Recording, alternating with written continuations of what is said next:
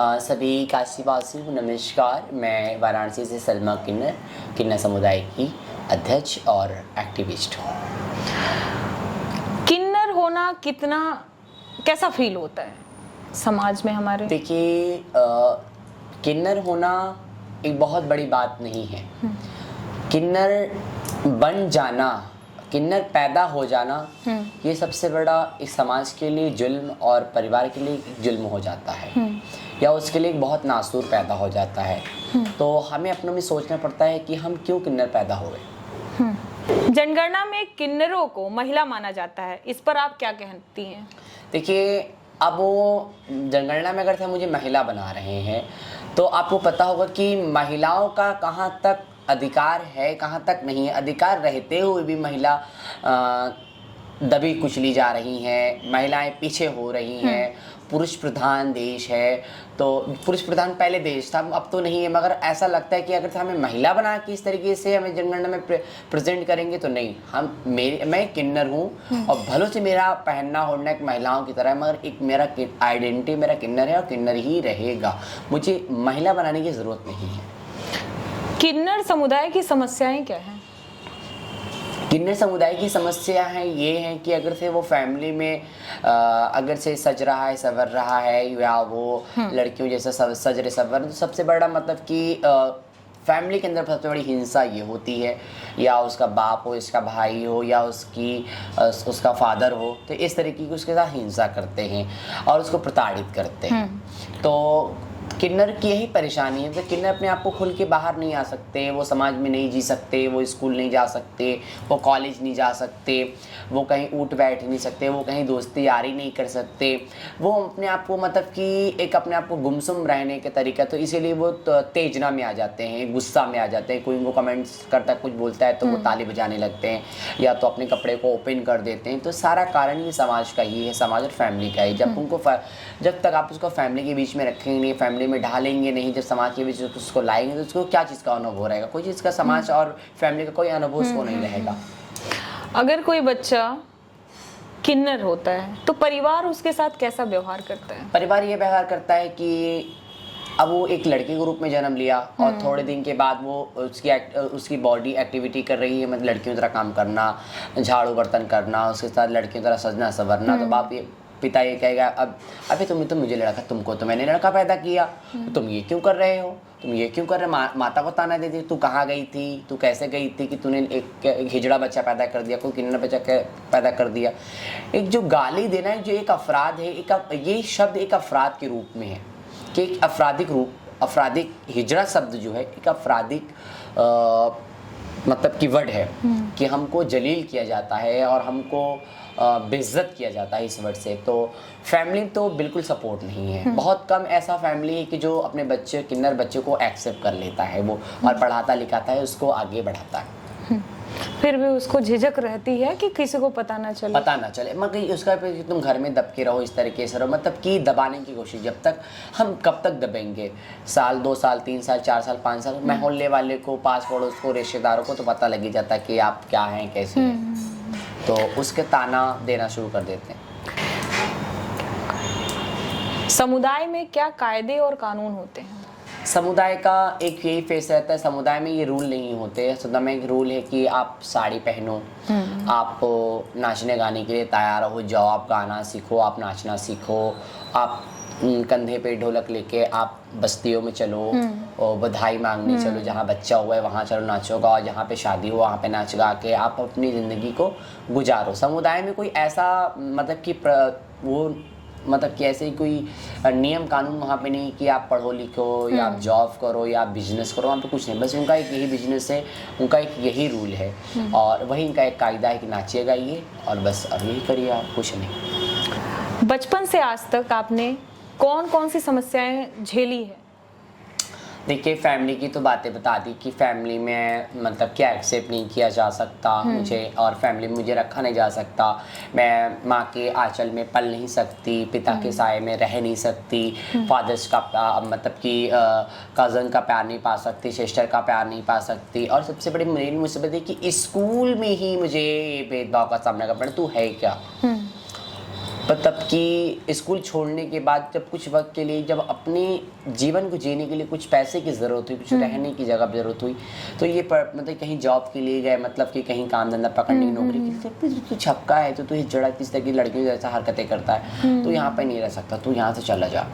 तो मतलब कि समाज उस वर्ड का बल प्रयोग करता है कि वो बल प्रयोग के होते हुए वो प्रताड़ित होकर वो समाज में उनको जाने से मजबूर कर देता है। तो हमें जाना पड़ता है समाज में कि भाई हमारा समाज वहाँ है, हमें अब कुछ ऐसे समाज होते, कुछ लोग ऐसे होते हैं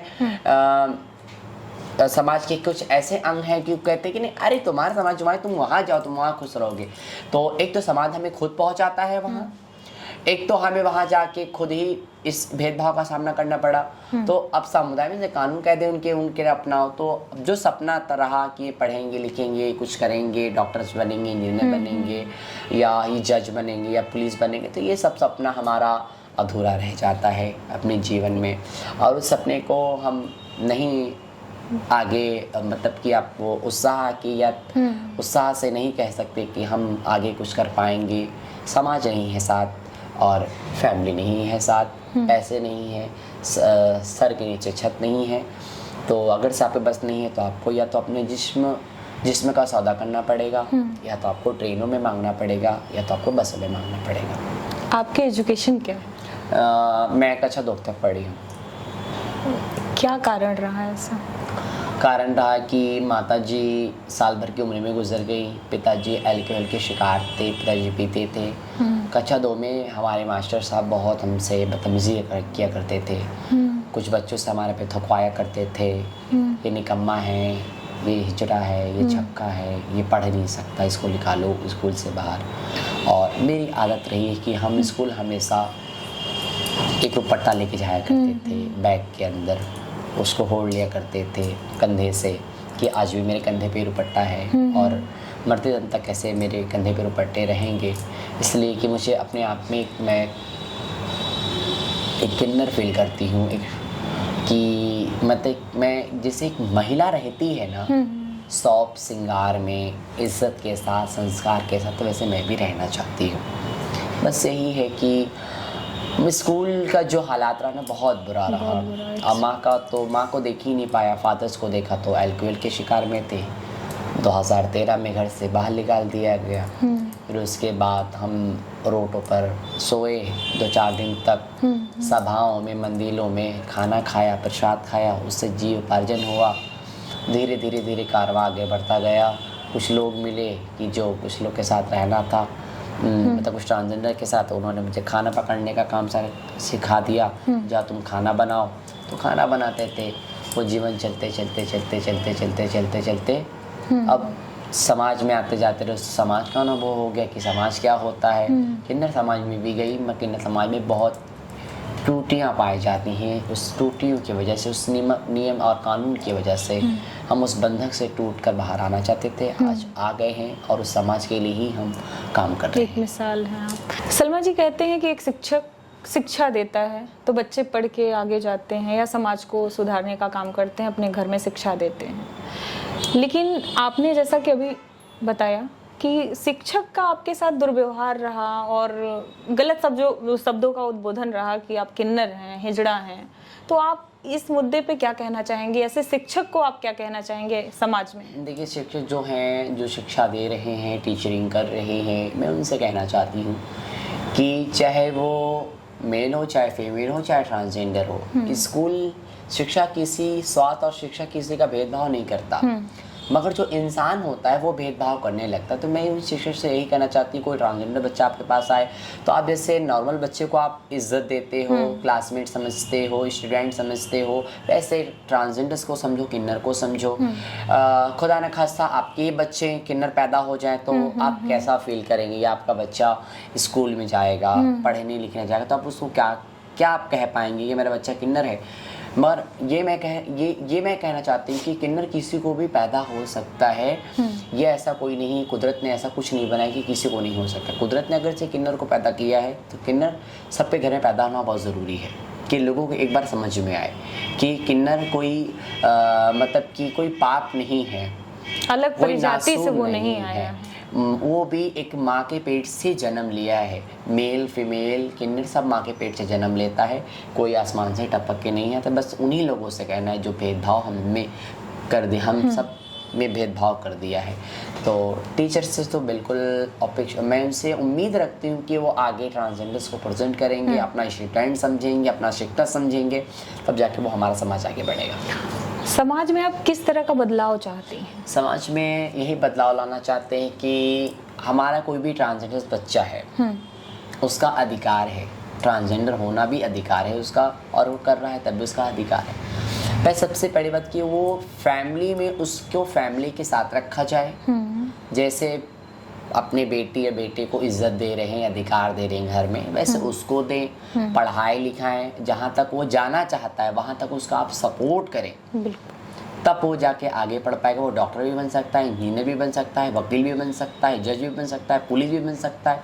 क्यों मेल फीमेल नहीं बन रहे तो क्या ट्रांसजेंडर नहीं बन पाएगा? क्या हमारे देश में ट्रांसजेंडर क्या डॉक्टर नहीं है, पुलिस नहीं है, इंजीनियर नहीं है, जज नहीं, सब तरीके के एक ट्रांसजेंडर बन चुके हैं। तो उन्होंने एक उदाहरण दे दिया है कि नहीं, ट्रांसजेंडर और किन्नर कर सकते हैं। जैसे आपने कहा अभी कि ट्रेन में लोग पैसे मांगते हैं दिन भर, लेकिन रात को वो देह व्यापार में जाती हैं, तो इनके लिए क्या बदलाव चाहती हैं आप, क्या सोचती हैं, इनके लिए क्या कहना चाहती हैं? इनके लिए यही चाहती हूँ कि एक तो हालात कराते हैं, दूसरा एक आदत और एक लत बन जाती है करने की। तो जो आदत जिनकी लत बन रही है, मैं उनसे अपेक्षा करना चाहती हूँ कि इसमें आपके बॉडी को बहुत हानिकारक पहुंचा सकते हैं। या तो आपको ये आपके साथ रोज रंगोलियाँ बनाने के लिए लोग आते हैं, तो इससे समाज जागरूक कभी होगा नहीं, इससे समाज और पीछे होगा और हम भी पीछे हो जाएंगे। देखिए हालात कराते हैं। तो जो देह व्यापार वाले उनसे कहना चाहते हैं कि कुछ आप या पढ़े लिखें या रोज़गार करें या आप जॉब ज्वाइन करें, आप उससे आगे बढ़ें, जॉब वगैरह करें आप। जो ट्रेन में मांग रहे हैं, मैं उनसे मैं की थी, एक तो एक खतरे की घंटी, अपने मौत का दरवाज़ा वो खुद खोल रहे हैं कि जो चलती ट्रेन में चढ़ जाते हैं, चलती ट्रेन में कूद जाते हैं, पब्लिक को डिस्टर्ब करते हैं। एक तो लत बन रही है, मैंने दोबारा कह रही हूँ, एक तो लत ये मांगने की लत है, और दूसरा ये होता है कि वो एक मजबूर कर देता है, हालात ऐसा मार देता है कि उसको वो चीज़ करना पड़ता है। पेट भरने के लिए कुछ ना कुछ करना पड़ता है, मगर हालात जो हैं, हालात की वजह से, और जो हालात को आदत बना ले वो ट्रांस और किन्नर नहीं है। द गहनी से मैं शिल्पी आपका बहुत बहुत तहे दिल से धन्यवाद करती हूँ। धन्यवाद।